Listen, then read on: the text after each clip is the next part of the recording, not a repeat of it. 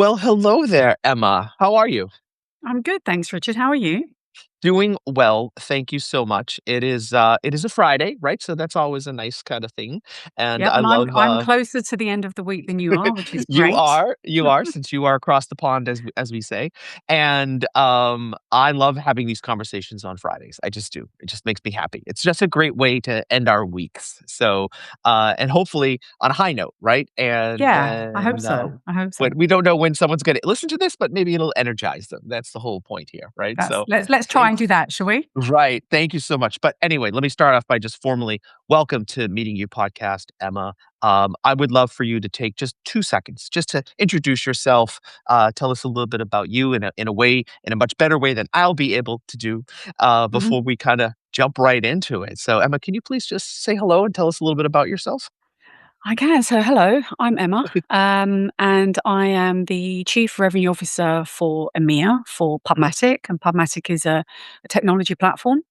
Um, I have been at the company for coming up for 12 years actually, Wow. and quite a few people say to me, why are you still there? It's actually my longest tenure in my career, and I think that I had to think about that. My Spanish team asked me that, and I had to think about it for a bit. And I went away and thought about it and came back and I said, the reason I'm still here is that even though I'm 12 years in, every 2 or 3 years, it feels as though I'm working for a slightly different company. The pace of change of the ecosystem that we work in is incredible, Sure. um, accelerating. I think. So I continue to be excited about what I do every day, and I continue to learn every day, which is amazing. And so that's a little bit about me. I love that. I want to talk a lot about the digital media and internet Yeah, economy with you.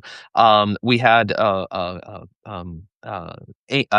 Amy from Good Loop on love Amy. months back, and she gave me such an unbelievable perspective into what that they are doing, and I learned a lot about digital media. I'm sure I'm going to learn a lot more about that in our conversation today in the internet economy.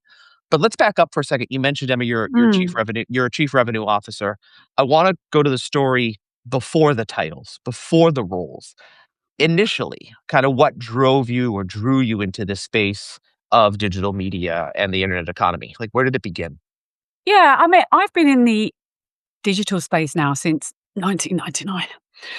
Obviously, I entered it as a child, Sure. but Right. really, I was drawn into the internet because at the time it was still really new. It's very Mm. nascent. It was back in Yeah. the day of the portal, Yep. and it felt like a real structural shift, not just a new channel. Mm. Um, And to me, it was clear fairly quickly that the change that the internet was going to make to society and to businesses and how information was moved and shared and how easily accessible it was going to be it wasn't going to be incremental. Mhm. It was fundamentally going to change the way that we interact with each other. Sure. Um, and I also came from a background, as did many, where women weren't really expected to take a leadership position, Yes. or to carry financial responsibility. Mhm. If I look at, my mum, she worked, but she wasn't the main breadwinner, and you become dependent. And I didn't really want that for myself. Sure. And it felt like the internet economy was a level playing field. I was Mm. in the insurance and I was in telecoms prior to this, and Mhm. that was very much a case of, well, what school did you go to and what tie did you wear and what gender were you and, where did you come from and how many friends, who were your friends and all of that kind of stuff. And that I didn't come from that background, so I didn't really fit. And it became apparent that I probably wasn't going to have a particularly fulfilling career if I stayed in that space. But for me, Right. the internet economy was new territory. Mhm. So it felt like a space where I could build something on my merit, not inheritance. And that really mattered to me. Mhm. Absolutely. You and I are in the same, demo, right? And for me, when I entered the internet economy in 2000, all we had to do was put an I or an E in front of our name, right? Oh, And all of a yeah. sudden, yeah, it was E this or I that. And Yeah. I don't think we truly had that appreciation of how much the industry was going to shape society, as you've Yeah. sort of spoken about, Huge. right? Huge. Especially in healthcare or in other mediums where it wasn't traditional, right? Yeah. Um, talk to me a little bit about you mentioned sort of, in roles, breadwinning roles, find bearing responsibility roles, Emma. Where Mm. did, your confidence or your voice come from that? Was it because of your experience in insurance and telecom? Is that where No, where you're where definitely you're not. no, okay. So where Definitely so not. where where did that come from for you? So, so I think there's a couple of things, right?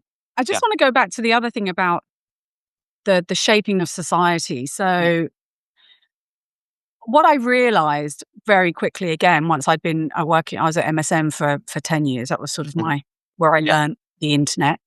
Fantastic place to be, by the way. Great learning opportunity. What I realized actually was at one point that advertising wasn't just about selling products. Mm, I mean, everyone sort of thinks about advertising as almost being like, "Oh, you're trying to make people buy stuff they don't need and probably can't afford." right. Um, for me, digital advertising became something much greater than that, which I think is actually even more applicable today than it was back then, which was advertising or digital advertising. It was really funding journalism.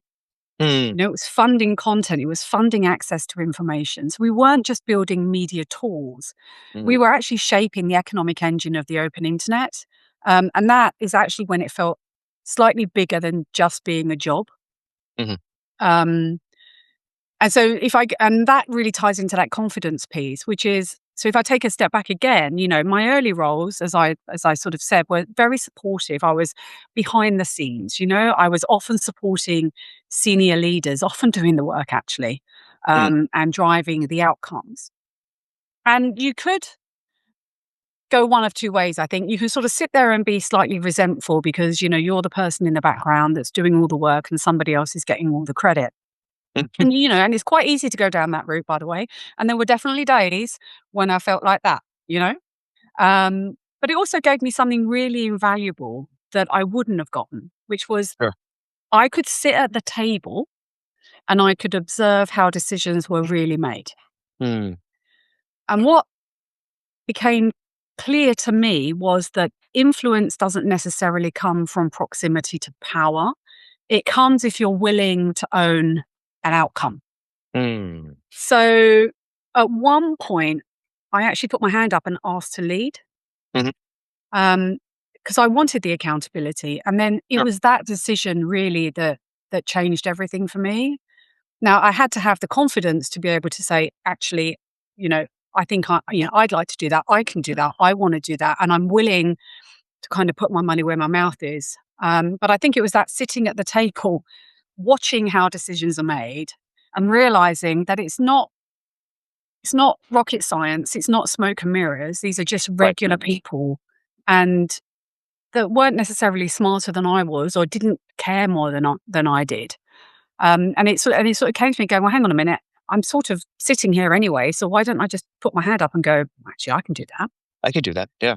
Yeah. Yeah. And so for me, that was the real decision that changed everything. Often people say, Mm. oh, it's when I got a promotion, or when I earned this much, or when I was given that opportunity. And of course, those things matter. But I think it was that decision that then enabled me to go and have those things. I'm going to assume at that time too, Emma, you raised your hand to say that you wanted to own an outcome and Mm, take accountability for that outcome. But mm, I'm going to mm. assume at that time you didn't have the authority, right? We talk about accountability with no authority and matrix management and Yeah. sort of leading through matrices.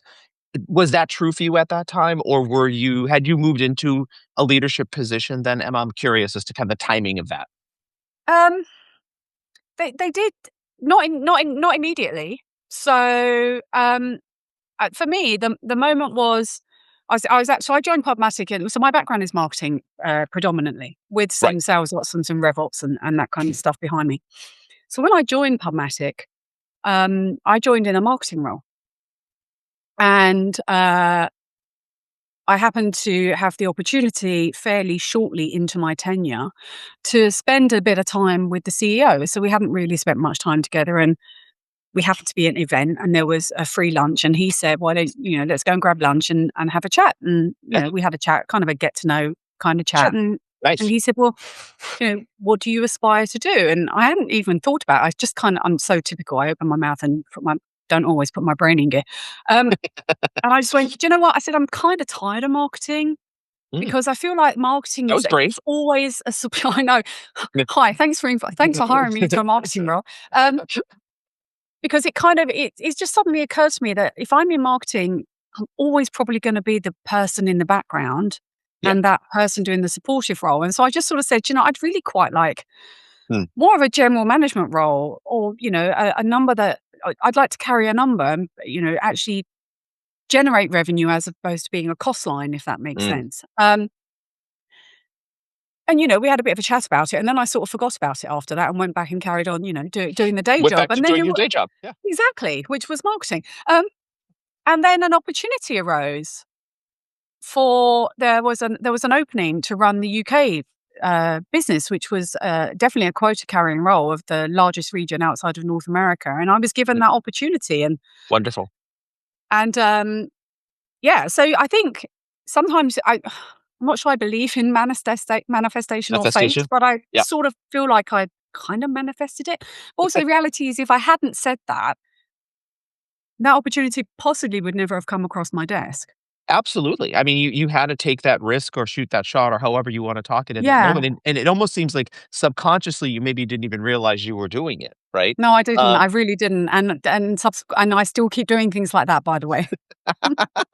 but you wouldn't have made, that leap, to your point, from marketing into commercial and revenue leadership without that. Yeah. So it's And I exciting. think Yeah. what really changed, and that I probably wasn't quite prepared for, but I became quite adept at very quickly because there wasn't really a safety net, Mm. was that when you carry a number, everything sharpens. Mm. Everything sharpens because, like, you are responsible for delivering a Sure. number, and Sure. it's very black and white. Did you or did you not? Mhm. Mhm. And so you have to get really focused, and you have to really think quite sharply, and you have to be prepared Yeah. to step forward and take risks. And for me, when I was in marketing, that taught me narrative. So I became Yeah. a very good storyteller, and I could Mhm. take complex things and simplify them and make them easy to understand for my team and for our customers, etc. Revenue leadership taught me consequence, because when you're in marketing, there is consequence. Of course, there is, Of course, you have to but create demand and have you exactly. qualify But and it's yeah. a slightly. I would say that if you go into revenue leadership, it's sort of consequence on speed, if you know what I mean. Yeah. Um, and that was, it was a bit like, oh, okay, there's nowhere else to go. There's nowhere else for me to look. This is on me. Yeah. But that, I was okay with that. I didn't want to contribute to results anymore. I wanted to be responsible for them.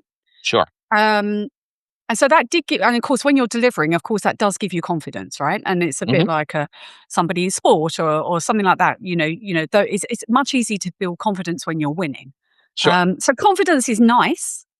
Don't get me wrong, because I think you need it. But Mhm. for me, accountability is transformative. I love that. Oh my god. I'm putting that on a bumper sticker right now. I love that. Okay, you can do it. You can Yeah. put it Yeah. on a cap or something. I don't know. Yeah, I'll put your face right there. Oh, don't do that. But I really appreciate what you say there. Accountability is transformative. Yeah, Yeah, and it's like you said, like if you're winning, that becomes endorphic. It becomes almost like you want of to course keep it does. winning. Of course it does. But owning that outcome, that's where the real transformation comes from. Yeah. But ironically, like, you can't always win, right? Right. Right. Right. Yeah. Um, and the other thing that working in this industry, because this industry doesn't offer certainty.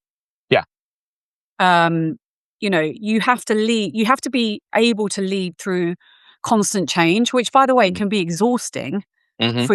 for both you as a leader, but also for your team. If I think Sure. about this industry and some of the things that, I've had to lead through. So privacy changes, GDPR, for example. I mean, that was incredibly stressful. Huge. None of us Yeah. really knew what was going to happen, right? We sort of Sure. wore the best laid plans, but I went home on the Friday and it was implemented. And I looked at the numbers on the Monday and was like, shall I go in today? Fortunately, fortunately, things turned around pretty quickly. I wonder if the local coffee shop is hiring. Oh, yeah. I mean, at one point, I definitely did think I was going to go stack shelves at the supermarket. There's got to be easier ways to It's earn a gotta be living. doing it. Absolutely. And at the moment, the thing that's really accelerating the change is AI, right? So, Sure. I've gone through privacy shifts, I've gone through platforms that rise and fall, and now I'm trying to lead through probably one of the most seismic changes that we've seen in the industry, which is AI. Sure. And I've learned along the way that in fast moving systems, which is what we operate in, principles matter, right? Almost more than predictions. So you can't wait for certainty, but you still have to move with clarity. And it's easier to move with clarity if that clarity is anchored in a value exchange. You understand what that value exchange is. So back to Mm. my point earlier on, right? I'm not just selling ads. Right. I'm funding journalism. No, not me personally, but we are funding journalism. We're Right. funding quality content. We're funding democratization of content. We're funding freedom of information. We're funding knowledge. And so if you can make sure that when you're having those tricky moments, when the seas are shifting and that kind of stuff, if you can make sure that you can anchor what you're doing in that value exchange and keep that front and center, it's going to make life a lot easier when you start navigating some of these shifts. Yeah. And think about being transparent in what you're trying to achieve, and also be transparent that sometimes you don't know, Mm. and that's okay. You just Mhm. have to keep moving, Mhm. and hopefully aim for long-term sustainability. Try not to make those short knee-jerk decisions. Easier said than done, I understand. But try I always ask my team, is this a long-term decision? Are we doing something for the long term, or are you reacting as opposed to responding? And those are two very different things. Right, right. I wanted to ask you about that for a moment, actually, because you do have a very complex role, as we've certainly learned Yeah. in the last 15 minutes, leading in a complex system. You're responsible for EMEA. We're talking about the massive surgence of AI. You just mentioned to folks, are we doing something in a reactive way right now? Are we thinking long term strategic? How much more challenging is your people leadership now, Emma? I'm assuming it's been more challenging than it's ever been, to balance leadership and performance and help people understand this sort of rapid innovation we're living in. I mean, has your leadership style changed? I guess would be Oh. the question I would ask. I think that might be a question you should ask my team. But let me give you my perspective, and then we can go sanitary. We'll show them the podcast, and they'll just go, "She's talking complete nonsense." Yeah. Um, so I think there's a couple of things, right? There's, how do you decide if you don't have full clarity? Mhm, How do you balance people and performance?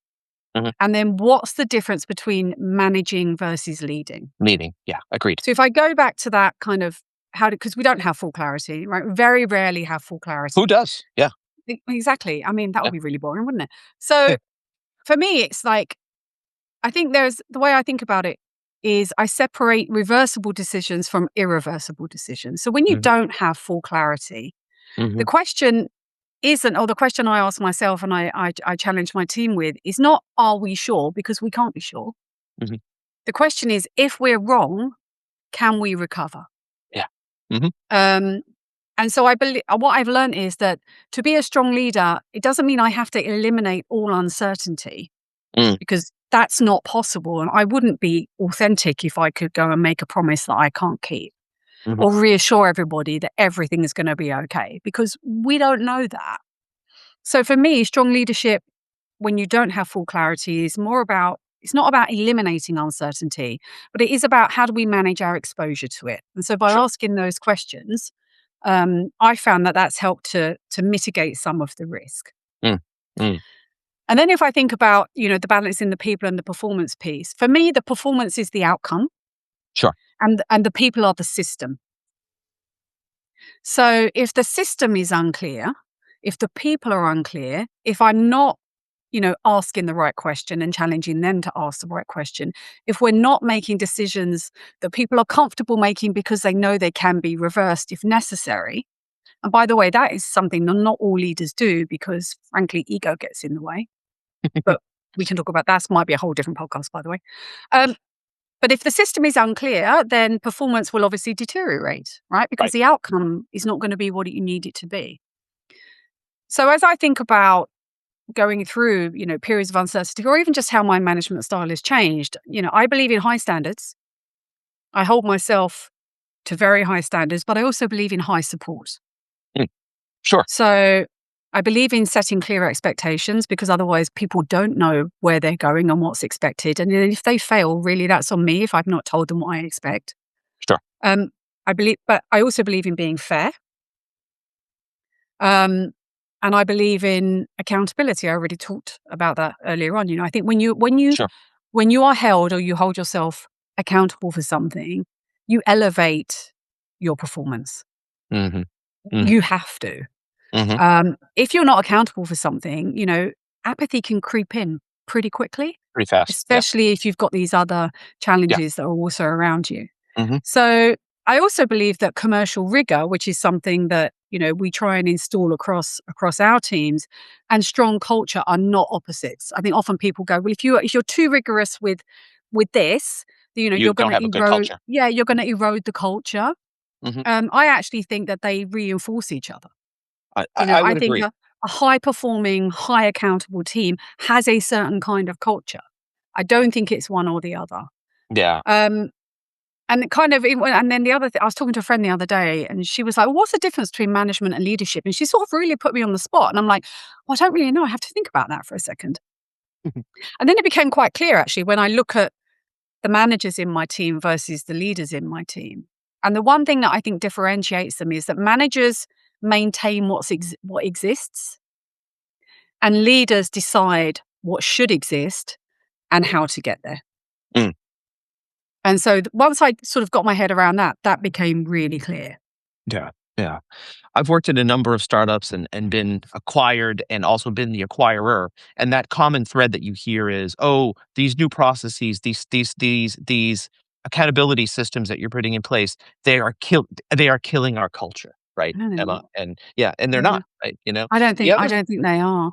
I think yeah, apathy kills culture. agreed, agreed.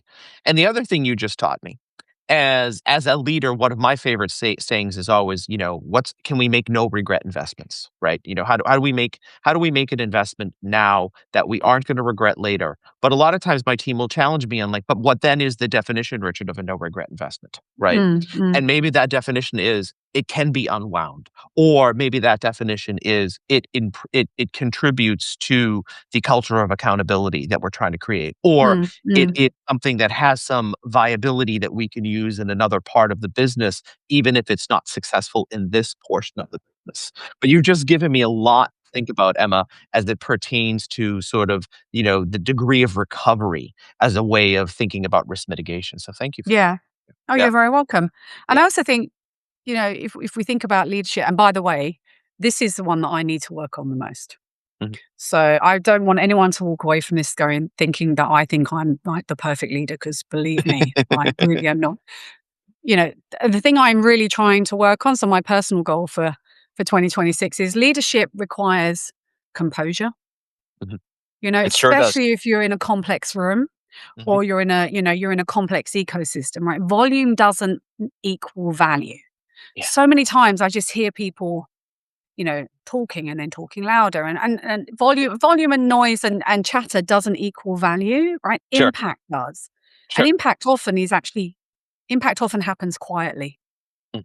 Mhm. And so, when I look at my team, and you get to the point where you're doing annual reviews or you're deciding about promotions or those kind, or shifts, and you're restructuring, I will always make sure I also look at the quiet ones. The quiet leaders. Yeah. Yeah, Yep. and look at Mhm. the impact they're having, and not just, Mhm. it's not about who shouts the loudest. Sure. Absolutely. Um, Absolutely. and I think Yeah. that's the bit I'm yet to, probably I need to double down on that a little bit, I think, as I go through this year. Yeah, that's great. And composure is so important. right? Mm. And you think about even I don't know if you're a sports person or not, Emma, but Oh, I love sport. you'll see a coach on the sideline and he's, you know, trying to lead the team, but screaming and yelling at the team and losing his composure. And you have to wonder in their instance, are they looking at this individual like, I'm not, this isn't motivating my performance, right? No. This, I think well, I don't know, I mean, I look at some of the most I mean, I'm a big, soccer fan, let's yeah, go with yeah, soccer, but what I really sure. mean is football. Um, yeah, if I look at some of the best coaches, the most successful coaches, and I would put, you know, Ferguson and yeah, Guardiola and Arteta and those yeah, guys into that bucket, and they can get sure. pretty animated on the sidelines. But I think the reason that they can do that is they've probably built trust. Yeah. And so the team will look at that and, I think you can be animated and maybe not quite as composed Hmm. if you've built a degree of trust, with the people that work for and with you. So Yeah. maybe that's the Maybe that's nuance it. there. Yeah. Maybe that is the nuance there. Absolutely. Yeah. Um, Arsenal, Manchester United, Chelsea, what kind of Arsenal, household? Arsenal, Arsenal. Arsenal. Indeed. Please don't say the other things. Makes me shudder. This year we're gonna win many things, she says. She says. The good thing about being an Arsenal fan is I've learnt resilience and I've learnt to live with disappointment. So there you That's go. true. That's true. 2 good Well, my leadership traits. my daughter's a Chelsea fan, so I have Oh, that never to mind, deal with. Yeah, I know. never I'm mind. sorry. I'm terribly sorry. So let's speaking of daughters, Yes, this is a podcast about women, and you have spoken, Emma, about sort of as it pertains to equity and women's equity and yeah. accountability and what companies say versus what they actually do Mhm, versus what mhm, mhm. actually works. You've talked a little bit about these symbolic gestures towards Yeah. measurable equality, but let's dig into that a little bit. What works? What works? Well, I think you've said what doesn't work, and that's symbolism, right? Mhm. Yeah. Symbolism doesn't change systems. Mm. It's lovely and it's Mhm. surface and it Mhm. can make you feel great about yourself for about 20 minutes. But measurement does, right? You have to be bold and brave enough to actually just go and start measuring some key metrics. Mhm. And you can decide what they are, right? But Mhm. you Mhm. have to have a baseline. If you Mhm. want to improve, you need to know what you're improving from. Right. We talk about that in every other part of business. Sure. So we should talk about it in this Why not instance as here? well, right? Yeah, Yeah. Mhm. exactly. So Mhm. for me, it's, really, if you can't measure it, you can't improve it. And you can measure culture and all of those kinds of things as well. We do great place to work surveys and we do 360 manager reviews. So everything is measurable to some greater or lesser degree. So I think that symbolism is great, but it doesn't change anything. Measurement Sure. actually does. Sure. In terms of what I mean, I can only talk from my personal experience in Yes. terms of where I have found real value in terms of, what actually works. Everyone says, oh, do you have a mentor? No, I don't have a mentor. Yeah. I don't really know what the role of a mentor is. I have a handful of people where if I'm stuck, Yeah. I can pick up the phone and have a Sure. 20-minute conversation with them. And it'll get Are you they met? unstuck. They'll either get me unstuck or they'll Yeah. reinforce what I already know or whatever it Mhm. may be, right? Yeah. Um, would I call them mentors? Probably not. Mhm. I call them my board of directors actually, because I think that will come back to something around, that classic phrase, it's lonely at the top, but we'll come back to that in a second. So for Yeah. me, what's Absolutely. really worked in progressing my actual career has been Mhm. sponsorship. Mhm. So who are those people that I know are going to advocate for me when I am not in the room? Right. Who are those people that are going to highlight what I am doing to people that don't know who I am? Mhm. And I've been very, very fortunate that I've had, 5 or 6 of those throughout my career where they've been in the room. Look, I wasn't in the room when somebody decided whether to ask me to be the country manager of the UK. Someone has to say to that group of people, actually, we think Emma could do that. Right. You know, And who's that? so Who are those people? Yeah. yeah, so Yeah. figure out who those people are. Mhm. Mhm. Figure out who those people are, and there'll be people you work with, and there'll be people that you don't, that aren't in your organization, because not all opportunity come from within the organization you're in either. Mhm. So Yeah. I think that's important to know. Um, so I guess for me, like, representation matters. Of course it does. Sure. Equity matters, but for me, it's equity to opportunity. So not necessarily, it doesn't have to be, everything has to be 50-50. Right. But what has to be important is that everybody has the same opportunity. Opportunity, the same chance to prove Yeah, themselves. the Yeah. same chance Yeah. to prove themselves, the same chance to take the risk, the same chance, to put their hand up and be accountable. Yeah. But for what really changed my career was having really good, strong sponsorship. Mhm. Mhm. I appreciate that. We always say like, "Hey, people talk about you a lot less than you think they do." But, They probably do. but to your point, when you're not in that room and there's a discussion saying to your point, like who can lead the UK business or who can do this or Yeah, who can do that, you want to know that you have those people in your corner, right? yeah, That will say, "You know who can do that? Emma can do that. You know who can do that? Sally can do that. Let's give her the opportunity here." yeah, Right? Yeah. yeah, absolutely. And by the way, when they offered it to me, Yeah. I mean, I had a moment. So I phoned one of my board of Board of directors and said, directors. Yeah. I said, what do I do? And she's like, Yeah. oh, for God's sake, just take the job and figure it out later. What's the worst that she's genuine? What's the worst that's going to happen? You can't break the internet and you don't save lives. Right, So, exactly. Yeah, no, no, which was no, which was a humbling moment, but also true. But also she you said needed to something. hear it. Yeah, sometimes you need to hear these things, right? Yeah, yeah, She also said something really interesting, which I hadn't thought about, which was, listen, and she was very clear. She said, listen, you know, they are not going to give you that role if they think you're going to fail because they're going to look stupid. yeah, So they are invested in your success. So you will probably get more support taking this job in the current organization that you are working in, where you have already built a degree of trust and you've proven yourself. right. And they're going to give you that leeway to make mistakes and to learn on the job. Mhm. Whereas if I were to leave and go and take, a general management role in another organization, they're going to expect me to come as kind of like the fully fledged package. Sure. And so I hadn't thought about that either. And I was like, oh, actually, as usual, she's Yeah. right.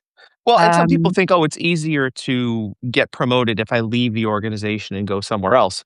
And I think I don't yeah, agree. I do think they forget, to your point, that if you are coming in as an unknown entity, they are expecting the full package, Full right? package, You know? right? There's Yeah, nowhere to you know? go. They've It's hired the mhm. country manager. They expect you to be the Right, country manager. I right, also think absolutely. it's a bit of a fallacy. I took a sideways role. Mm, I was yeah, a VP lateral. and Yeah, thing, and it yeah, wasn't, the level of the country manager wasn't a VP role, but I right, knew that if I were going to make the move, and I'd already expressed that I wanted to make the move out of marketing, then I'm going to have to make a lateral role and accept that I'm moving into a role where I'm not the expert, yeah, but where I knew I could add value and where I was confident that I could become the expert. sure, But it was sure. going to take time, and I had to accept that. Mm, Unfortunately, they accepted that and were very supportive. yeah. I wanna go back to your board of directors for a Yeah. moment, because when you and I talked about that earlier in our pre-conversation, I was that lit me up when you said that. I was so excited to hear you talk about that in your community. I'm gonna assume you lean on your board and they provide you with wonderful advice. Like you said, "Just do it, Emma. Like, what's your problem?" Yes. Yeah. Shh. And Stop thinking, stop thinking. basically. And you do the same for them, right? Yes. When you need to show up for them, you show up for them. When you need them to show up for you, they show up for you. A Yes. lot of the women I have the benefit of speaking to, and these are women that are a little bit of a younger demographic than you and I are. They feel like they show up for everyone, but no one shows up for them. Hmm. What and I know putting you on the spot a little bit here, Emma, but would you have a off the cuff advice for a young woman who says, "I feel like I'm showing up for my people all the time, but they're never showing up for me?" So, two bits of advice, really. One, because I would go back and is this, is that an emotional feeling, Mm, or is there mhm. data that backs that up? That's a really good point. Yeah. Yeah. Um, Yep. going back to my point around being composed, Mhm. I'm really having to teach myself to take emotion Mm. out of Mhm. my reactions and to Mhm. really park that and to go back to data. Mm. because, it could be now. Reality is, if the data says that you are the one always showing up and And they're your not. Yeah. board of directors, then I think you need to challenge them on that. You get the wrong. Yeah. Yeah. Yeah, Maybe with either the you wrong need to people, or challenge them, maybe. or you've picked the wrong people. And by the way, that's okay, because your needs change as you progress. Sometimes you're going to outgrow your Mm-hmm. board, Mm-hmm. and sometimes they're going to go off in different directions. And I think it's like everyone. There's a lot of research recently about friendships, right? And how Yeah. friendships ebb and flow. And there'll be somebody you've been really close with for 20 years, and you'll sort of wake up and go, actually, we're not really friends anymore. Yeah. We're holding on to this friendship because it's always been there. Right. But actually, it's not really serving either of us. It's not been a massive fallout. It's just we've moved on and we're in different, Yeah. different stages of our lives, and we need different things from our friends. And I think sometimes you're going to realize, actually, the board that served me between A to B is possibly not going to be the board that serves me to get from B to C. And I think you Yeah. have to, try and make an unemotional decision around that. It doesn't mean you stop being friends, but it does mean you're going to have to start replacing some members of the board. Yeah, I've been reading a lot too, Emma, about this concept of friendships that, for lack of a better word, that have run their course, Run or their have course, run, yeah. yeah, run their sort of utility. And I know that sounds very like, Sounds quite transactional, but I know what you yeah, mean. yeah, exactly. I was gonna, it sounds mean too, but truly, right? And I do think what you just said about, look, there are stages to every part of our lives, and I do want to talk to Mm. you about the next stage that you're entering into, Oh. or what you perceive you're entering into, and think about the next stage and the next stage, and what your needs are, and how that's going to change for you, right? I think that's really Yeah. important. I think I'm excited to pass that advice along to some of the younger women I get to interact with here on the daily, who feel Yeah. that their friend group or their board is not supporting them in a reciprocity, in a Yeah, and I also think, reciprocal way, let's go with that. reciprocal way. Let's go with that. I also think that you have to accept, and again, this was something I probably wasn't quite prepared for. Mm, You have to accept that as your role grows, um, so does isolation, actually. yeah, You can yeah, wake up sometimes, and you can feel very isolated, especially when you're like, the one at the top. sure. And you sort of go, well, I can't really go and have that Can conversation I with talk somebody to? in my, Yeah, yeah, and like, yeah. and technically my peers don't even sit in Europe. If I think about my PubMatic peers, Mhm. they're elsewhere. Yeah. And we try and stay connected and everything, but you can sometimes feel very isolated. Mm, Um, and what I've now tried to realize by having this board of directors is that, leadership does require independence. You do need to be independent. You need to have right. independent thought and independent action and be able to take independent decisions. But it Mm, doesn't require isolation. right. Right. Um, and so that's something that, I've come to realize over the last, I don't know, 3 or 4 years, really. Yeah. Yeah. I want to do a little bit more realization and personal reflection as we Well, sort of move okay. into the personal reflection stage of the podcast, as we kind of as we kind of close here, and we always close here. Where what's next for Emma Newman? Where, Oh, where you mentioned some of the work that you're doing in 2026 regarding composure and some other things, but I'm curious as to, 12 years, like you said, that's amazing. Where are you going from here? I don't know. You don't Um, know, and that's okay. Yeah. look, Look, if you it's asked me a year ago where I was going, I would have had no idea. I feel much clearer exactly, now, but I didn't a year ago. exactly. Yeah. I think that I don't have one of my. Actually, he's more of a non-exec director as opposed to the board director. Like, the boards are over here, and this non-exec over here that I see independently, kind of thing. He's always like, Mhm. "What's your plan B?" I'm like, "I don't know." I don't know. Um, Yeah. and everyone says, "Oh, how did you plan your career?" Well, I didn't, my friends. There Yep. you go. That's the There you honest go. truth. I know everyone Mhm. says you need to have a plan, but the reality is I didn't have a plan, um, and I did all right, I think.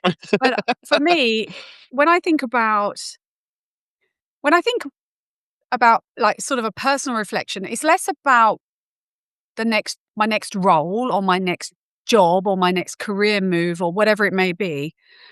I think that what I'm thinking is that I used to think I want to work more on myself, right? As Yeah. opposed to working towards the next role. Sort of And role or promotion or whatever that yeah, is. whatever it Yeah. is. I Yeah. think I've done that for so long, Yeah. Yeah. really. Mhm.